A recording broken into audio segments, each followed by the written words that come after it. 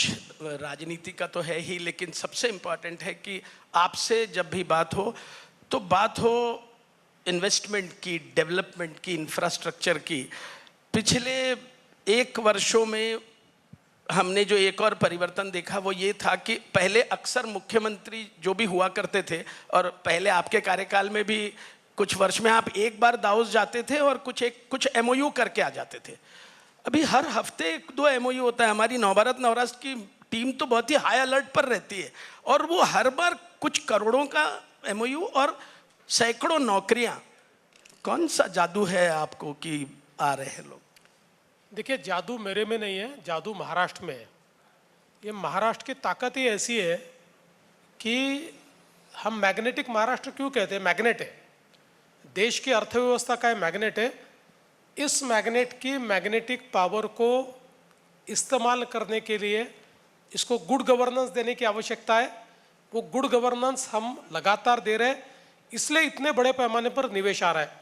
आज सुबह मैंने 4 एमओयू किए, और ये इसलिए महत्वपूर्ण एमओयू है कि आप जानते हैं कि देश में न्यूक्लियर सिविल उपयोग के लिए हम लोगों ने कानून तैयार किया। इसके कारण जो न्यूक्लियर एनर्जी है उसका सिविलियन उपयोग हम कर सकते हैं।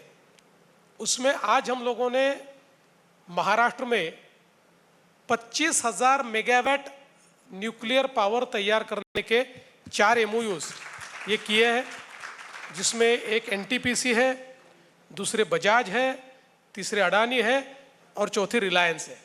तो मुझे लगता है कि ये विश्वास, देखिए जैसे नवाचार आया और देश में कानून बदला, सबसे पहला निवेश ये महाराष्ट्र को मिला।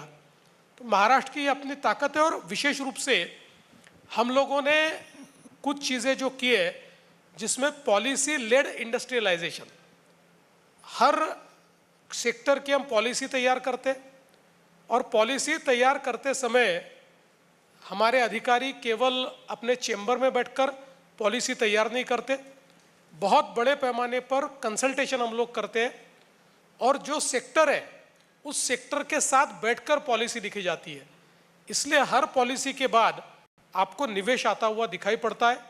तो पॉलिसी लेड डेवलपमेंट है। दूसरा, आज के तारीख में सबसे महत्वपूर्ण है विश्वास, ट्रस्ट। महाराष्ट्र पर निवेशकों का ट्रस्ट है, क्योंकि हम जो आश्वासन देते हैं उसको पूरा करते हैं।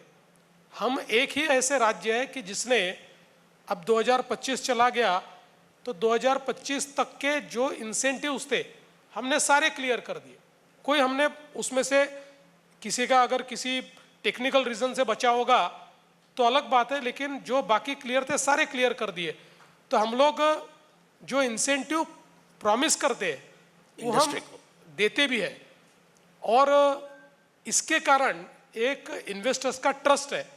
और तीसरी सबसे महत्वपूर्ण बात यह है कि जो गवर्नेंस का मॉडल हमने तैयार किया है, इसमें हम लोग इन्वेस्टर्स को सीमलेस इन्वेस्टमेंट के लिए हम उनके साथ हैंड होल्डिंग करते हैं, उनकी अड़चनों को दूर करते हैं। इसलिए महाराष्ट्र में इन्वेस्टमेंट एक एक्सपीरियंस के रूप में हम लोग लाने की कोशिश करते हैं। तो मुझे लगता है इसी का कारण है इतने बड़े पैमाने पर केवल एमओयूज नहीं, तो मैं ये भी बता देना चाहता हूँ, देश में एमओयूज होते हैं उसमें से 35% केवल एमओयूज ये इन्वेस्टमेंट में कन्वर्ट होते हैं। महाराष्ट्र में ये 55 से 60% है, लेकिन हमने जो एमओयूज किए हैं वो 75 से 80% MOUs are getting converted into actual investment.